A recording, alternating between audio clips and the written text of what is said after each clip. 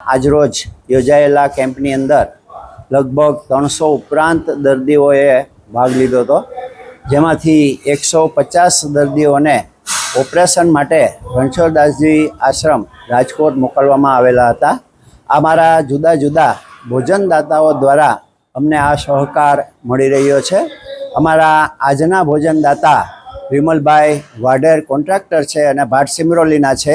એમના દ્વારા દીપ પ્રાગટ્ય કરી અને આજે અમે આ કેમ્પને ખુલ્લો મૂકેલો હતો, જેમાં અત્યાર સુધીની અંદર જે 346 કેમ્પ કરવામાં આવ્યા છે એમાં લગભગ 24,000 ઉપરાંત દર્દીઓને મોતિયાના સફળ ઓપરેશનો કરવામાં આવેલા છે.